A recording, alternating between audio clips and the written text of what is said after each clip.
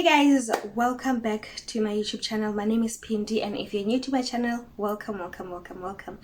In today's video, I'll just be advising people that are going to university or people that are in university already or people that will be doing their first year. So anybody that is in university or anyone that will be going to university this year, this video is for you. So let's get right into the video. Okay, so first and foremost, one thing that you must do when you get to university is choose your friends wisely. Like, I cannot stress this enough. You need to choose your friends wisely. Okay, so the second thing that you need to do when you are in university is study ahead of time. So when you study ahead of time, this gets the pressure off of your shoulders when exam times approaches.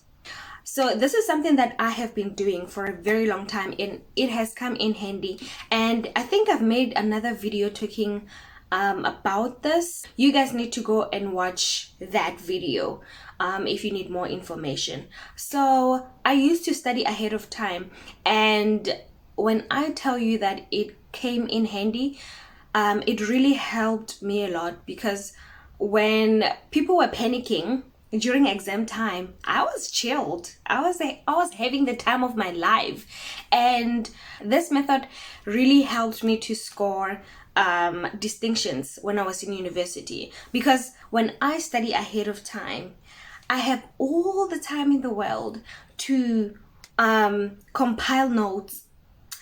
I have time to create question papers for myself. I have time to go and search for previous question papers, just to, practice. By the time we start writing tests or exams, I know a lot of things, and that is how we score distinctions. Study ahead of time, because if you really think about it, if you wait until when you really have to write the exam or the test, you don't really have much time to study, number one. Number two, you're under pressure. Number three, what happens there, most people just skim through the information. You don't have enough time to take in the information. You don't have enough time to study a whole lot of things at the same time. You really don't, because it's exam times. And unfortunately, you find that you have, I don't know, maybe 2-3 exams, like one after the other, or also not space enough between your exam dates or your test dates.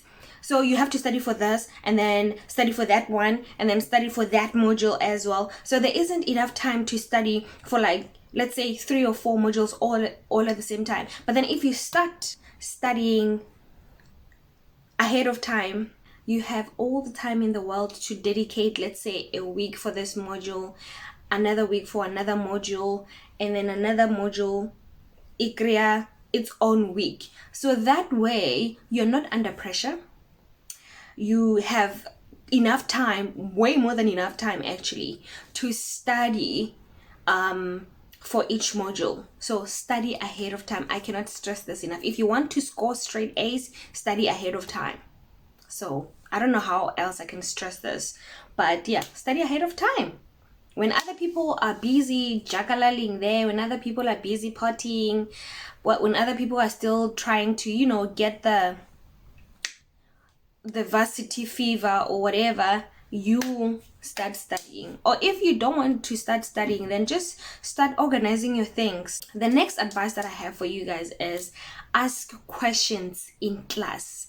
Like, I've seen so many people in class whereby when the lecturer asks if there's anyone who has any questions, and but humula, so I'm just like, okay, so it means that everybody understands what's going on and everybody is on the same page, and everybody knows what should be done and what is expected of them.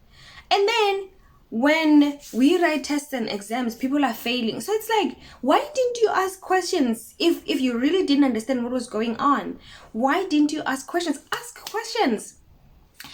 One thing that I've realized though, when it comes to asking questions, some people think that when a person is asking questions, they are stupid. Like, why are you asking questions? This thing is so easy to understand. Like, why are you drawing attention to yourself?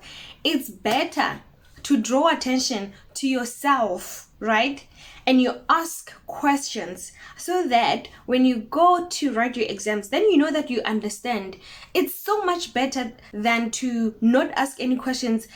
What do you know that you didn't even get what the lecturer was saying? What else do you know that you didn't even understand what was going on? It is better to have people laugh at you and think that you are stupid because you're asking too many questions than to actually keep quiet whilst you know that you don't understand what's going on and you have no idea what's happening, and you just keep quiet. Ask questions, guys, because like at the end of the day, people will laugh at you, fine, but what else are they going to do to you? The only thing that they can do is laugh at you, and chances are they don't even understand what's going on either. And chances are you are helping someone who is too scared to ask questions in class. But most importantly, you'll be helping yourself to understand what's going on, so that when you go into the exam room to write your exams, you know what's going on because the lecturer explained it further when you asked the question. Am I making sense? I hope I'm making sense. But don't be scared to ask questions. But to some of them, it's fine. If you are shy to ask questions in class, go to the lecturer's office and ask questions. So the next advice that I have for you guys is that budget. When it comes to chelete, mula, money in university, that one you have to budget. Like, there's no questions asked, but you have to budget. You have to budget. If you know that you are from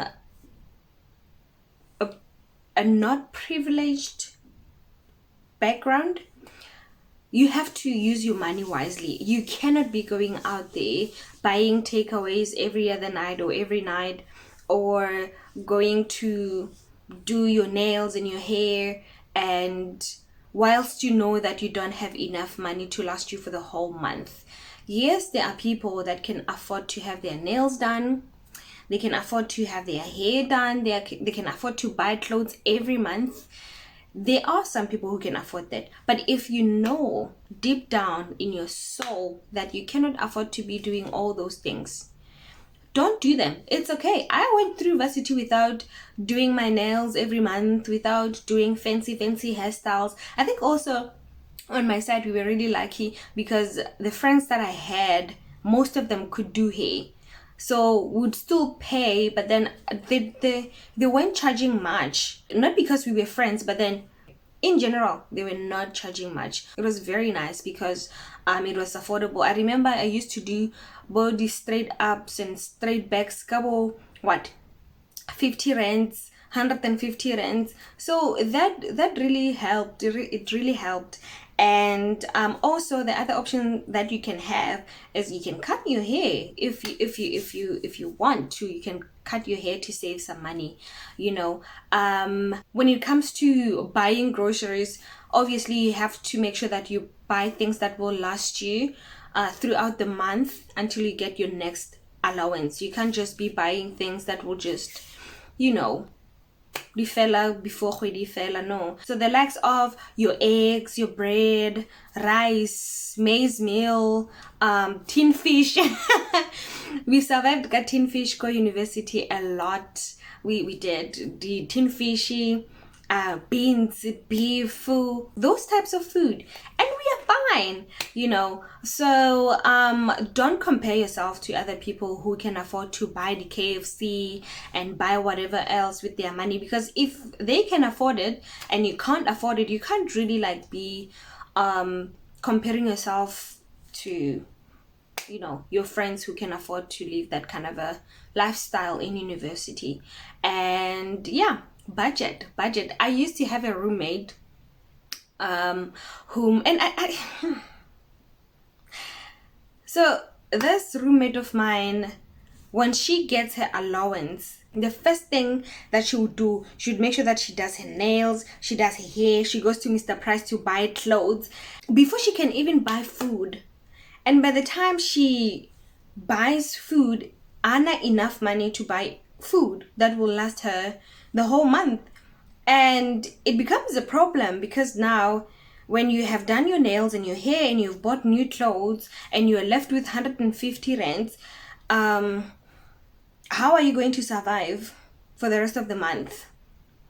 And at first I thought maybe it was a mistake, because obviously as we grow we make mistakes, right? Like sometimes you just misuse your money by mistake, like unintentionally, right? And then you learn from it. We do make mistakes sometimes, yeah. Sometimes you grow or rather how you used your money for that month.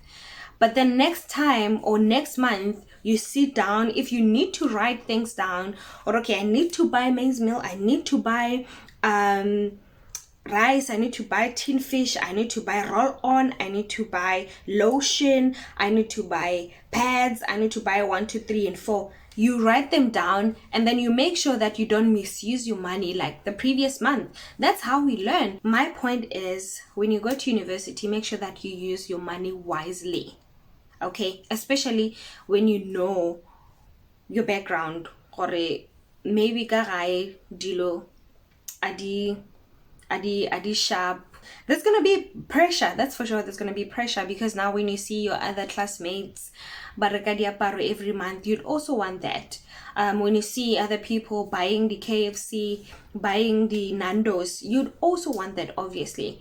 But then if you know that you cannot afford it, just, stay disciplined, and knowing that you won't be in that situation forever. You are only there, go university, for a limited amount of time. And then after that, when you finally graduate and you get your job, then you can buy whatever you want. So budget. The last one, or the last advice that I have for you guys for this video, is that be responsible for yourself. You are responsible for yourself. You have to be responsible for yourself, because one thing that I have learned is that go university, your parents are not there, your guardians are not there, so there is no one who is there to push you to go and study, to go to class, to go to the library, to do things that you know that you should be doing. There's no one there. There's so much freedom there, so if you are not responsible for yourself, you might end up failing because there's no one to push you to do anything. So you have to be responsible enough to know that, okay, you have to go to class when you have to go to class. You need to be in class. You need to study. You need to be responsible for yourself, essentially. Like if you know that you have to be in class, go to class. If you know that you should be studying, go and study. If you know that you should be doing assignments or projects or whatever, go and do that. Because if you do not do that, you don't have anyone to blame at the end of the day. So I think a trap that most people fall into when they go to university is that right? So you have your own room, you have your own rules. You can come back to your room by 3 a.m. if you want to, and your parents are not going to know about it. But then at the end of the day, if you're not responsible, all those things will come to bite you at the end if you're not careful. Freedom can be tricky sometimes, because if you know that you can do whatever you want and your parents won't even know about it, and there's no one to kuza you, and there's no one to shout at you or to put rules down for you, you might end up getting yourself into trouble because you have freedom. You can do whatever you want. But at the end of the day, remember to be responsible. Remember that you are responsible for yourself. So that is all that I have for you guys in this video. I'll see you guys in another video. Bye.